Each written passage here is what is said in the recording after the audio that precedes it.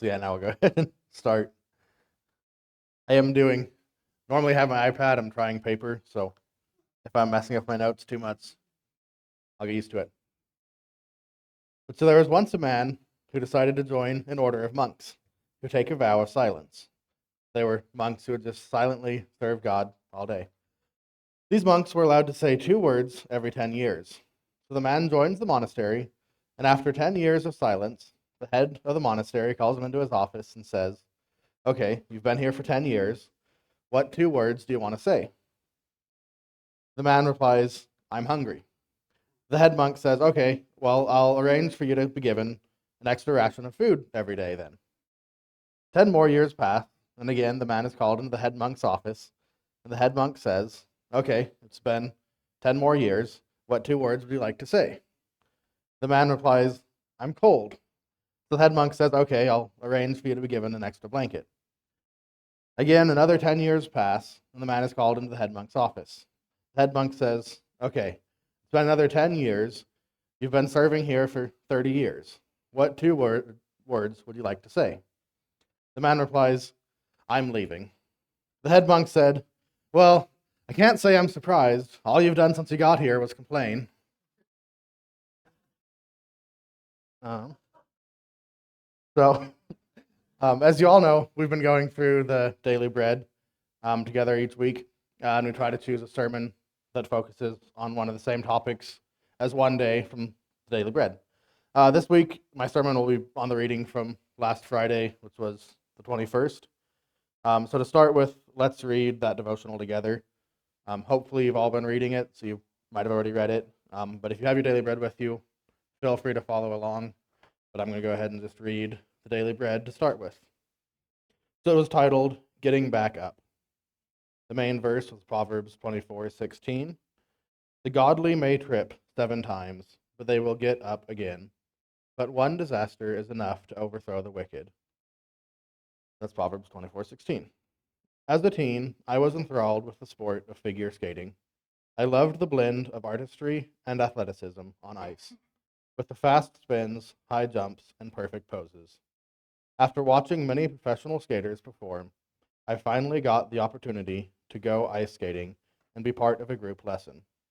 Along with learning how to glide and stop, we learned some of the most important skills for a skater at any level: how to fall and get back up quickly. Later, I learned many spins and jumps in private lessons, but always had to rely on the basics of how to get up after a fall. We don't have to be athletes to know that falling is part of life.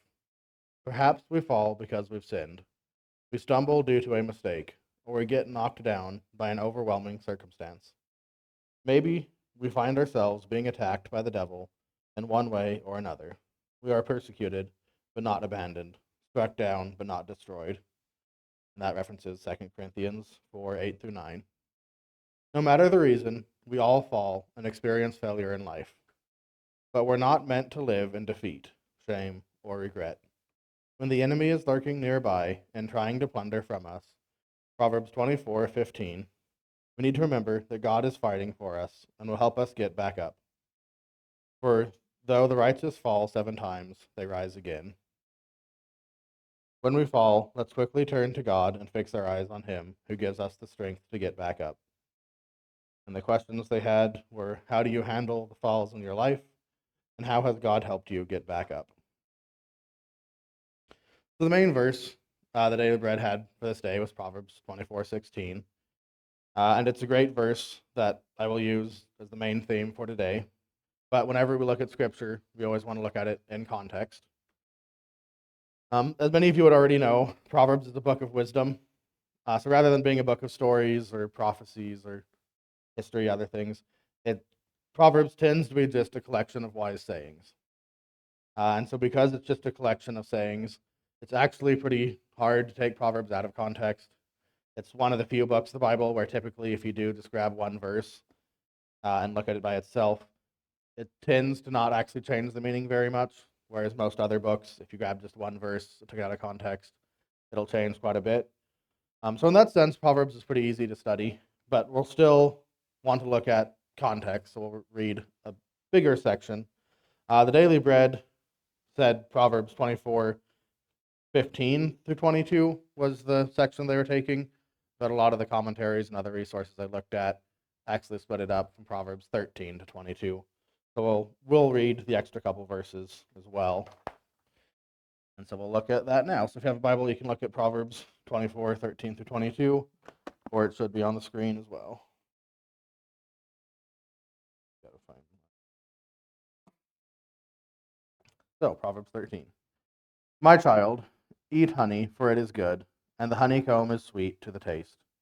In the same way, wisdom is sweet to your soul. If you find it, you will have a bright future, and your hopes will not be cut short.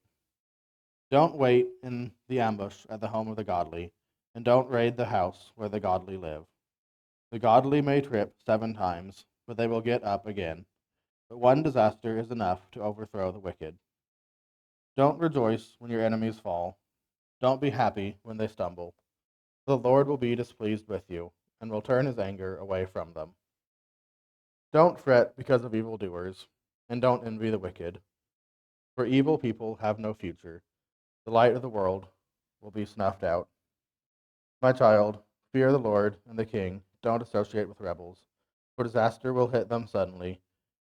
Who knows what punishment will come from the Lord and King, Lord and the King.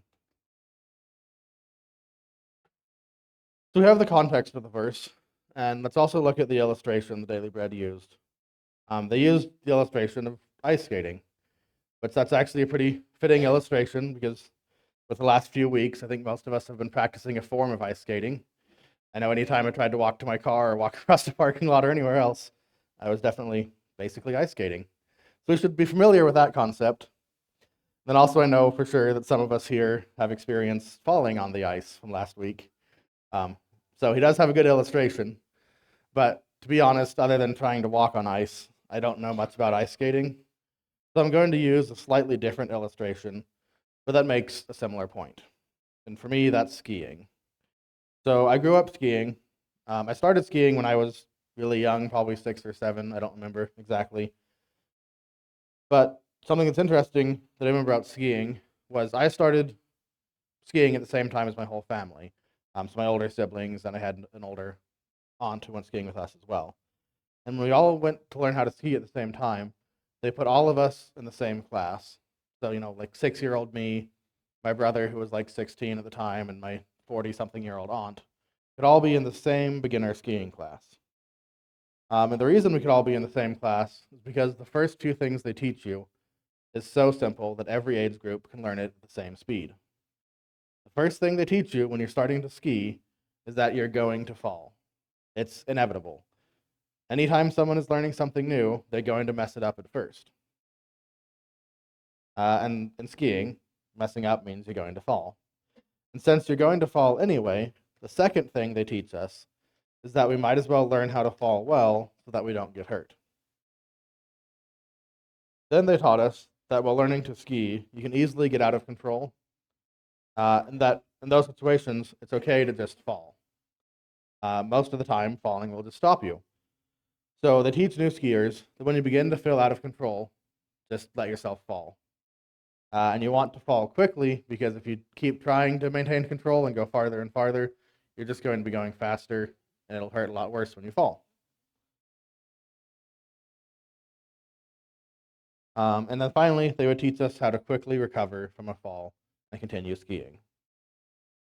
So the first takeaway from both the Daily Bread illustration and from my illustration is that when we're learning something new, we are probably going to fail or fall a few times when we're learning that new thing.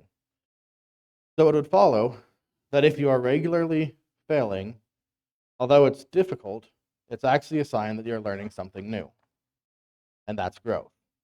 So if you find that you are not failing at anything in your life, it probably means you're not growing and not learning.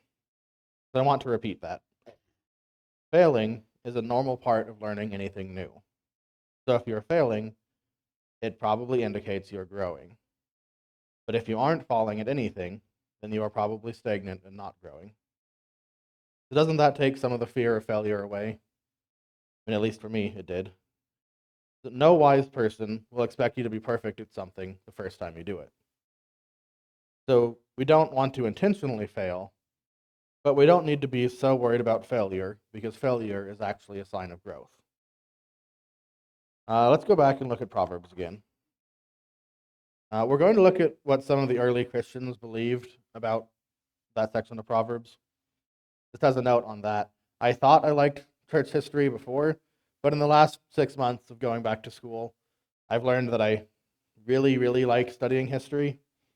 And a big reason why I like studying history is because almost any question a person can have about Christianity or any debate or anything you can have, somebody in the church, meaning the greater body of believers, has already had that question and that conversation, and it's all recorded in history. And so, if you want a specific question answered, or to examine certain beliefs, by looking at Christian history, you can get a lot of insight and see what early Christian thinkers thought. So, a pretty great tool that I found for studying Scripture is this commentary. It's called the Ancient Christian Commentary on Scripture. I've learned I really like this, and I brought a couple different ones if people want to look through them. But basically, what this does is they went through and looked at all these early Christian thinkers and writers' beliefs on different topics, and they take short excerpts out of the longer works and compiled them into here and the verses they line up with. So, for example, one of my favorite, or one of my personal favorite Christian theologians is St. Augustine. And Augustine wrote a lot of books, and one of the books he wrote is called The City of God. That book's around 1,200 pages long, but in The City of God, he talks about Proverbs 24. And so the authors of these books went through and took out a few sentences from The City of God and stuck it in this book, so that you can use this as a tool to see what early Christian thinkers thought without having to read the thousands of pages. But so I wanted to read a section from this commentary on Proverbs 24:16. I believe there's a slide for that too. But so Augustine wrote, "For a just man shall fall 7 times, and shall rise again," means that he will not perish, however often he falls. There is no question of falling into sins, but of afflictions leading to a lower life. And you can leave that quote up there for a while, Todd. So what is he saying there? The first thing is that we will fall. He says there is no question of falling into sin. So as I said in my skiing illustration, when we're learning something new, you will fall. Because learning to follow Christ is, for most people, learning something new. It is pretty likely you'll fall. But the important part is that no matter how many times you fall, we can get back up and continue living for Christ.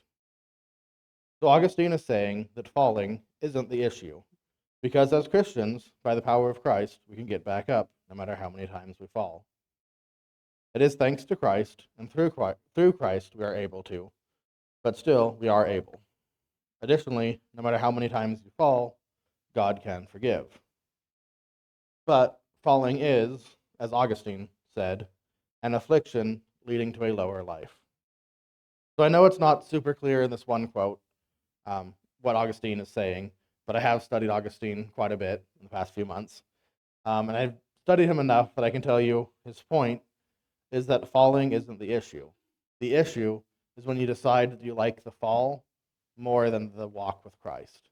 And that's what he means by a lower life.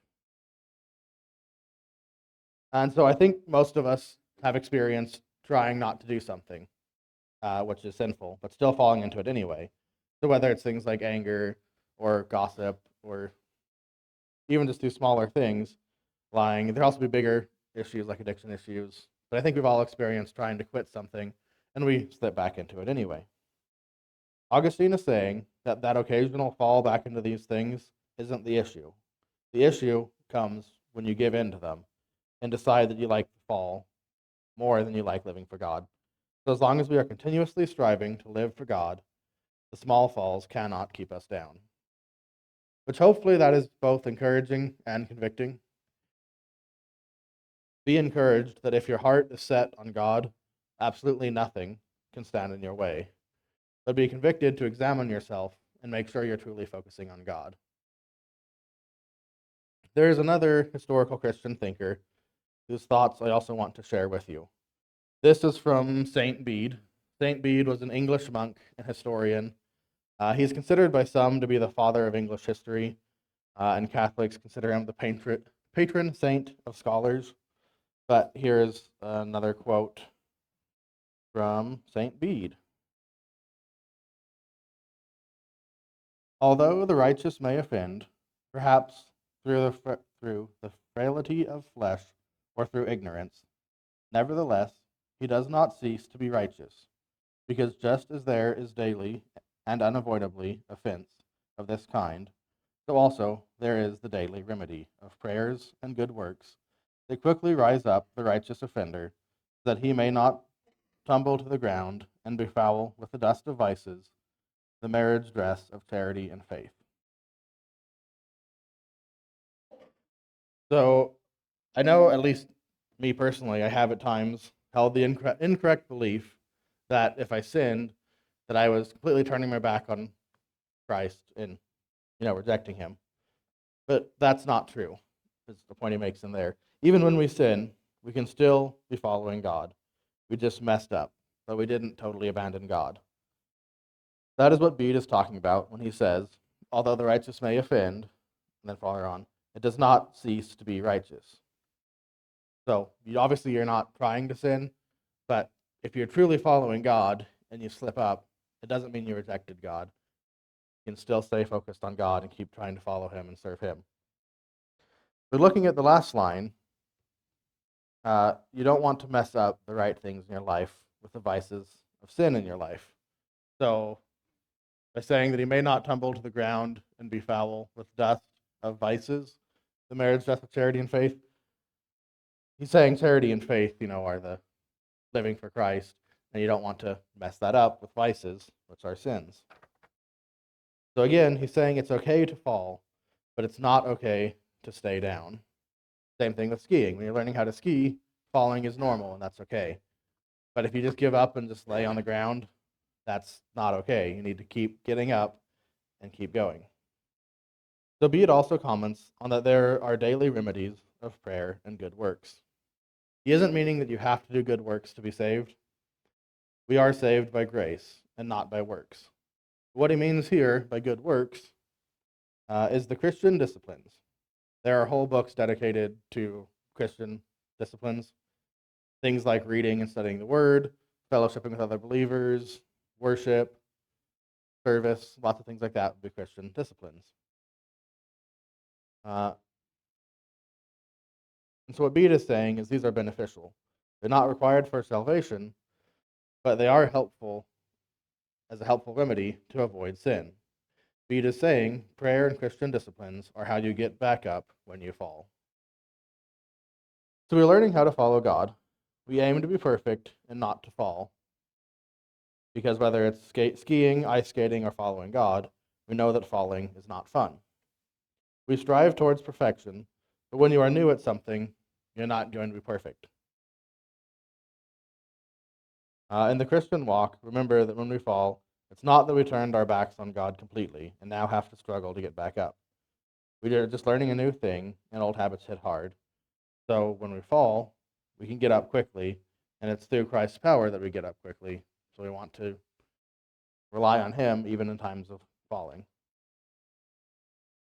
And if we fall, when we get back up quickly and keep going, you will eventually learn how to ski well or follow God well, whatever else you're doing well.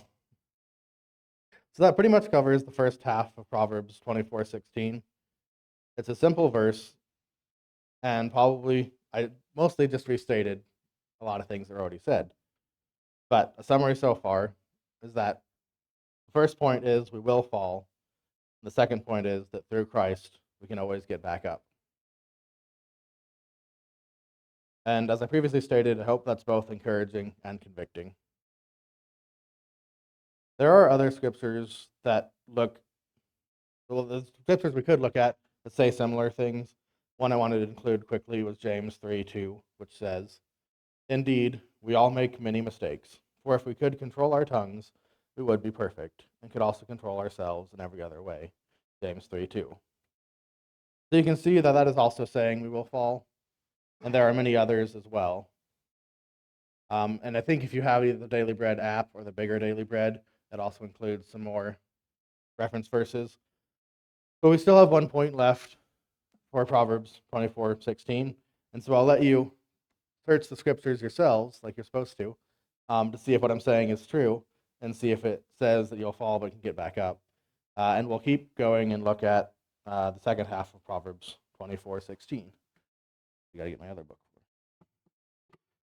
So we're almost done, but to look at the half of our main verse, I want to read a short section out of one of the more common and modern commentaries.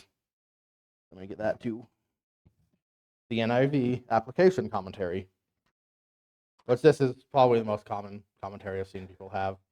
But I'm going to read a couple sentences from that, which again should be on the slides. The righteous fall and rise, even 7 times. The wicked only fall once. But when the wicked fall, step 2 is more challenging. Do not gloat or rejoice, and certainly do not work to bring it about. Why become like them? Better to trust in the work of Yahweh. So we are not supposed to rejoice when we see others stumble. Sometimes other people may even have mistreated you, and maybe that very next day you see them going through some rough situations. You're tempted to think they deserve it. But we are not to rejoice in the sufferings of others. We should actually try our best to help them up when they are falling. We as Christians have Christ to help us, and that is an incredible blessing. When we fall, Christ helps us up. But when those without Christ fall, they have no one to help them up. So since we have Christ in us, we can use Christ in us to help them up. And that is the way to demonstrate to them who Christ is. And that is a great way to do ministry and evangelism.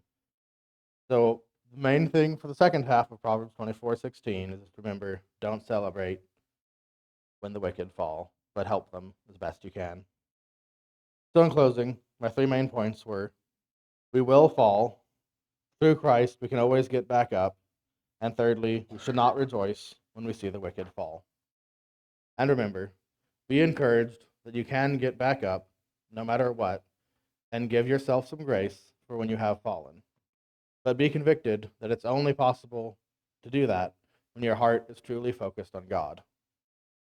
If you're wanting to live for the falls in your life rather than living for God, getting back up is going to be much more of a challenge. So check your heart and your focus and make sure you're focused on God. So thank you for listening. May God bless you and keep you. And that's all I had. As a reminder, there's a leaders meeting right after if you're on the leaders. But yeah, thank you for listening. I think that's it. Oh yeah, you're excused. That's what he says.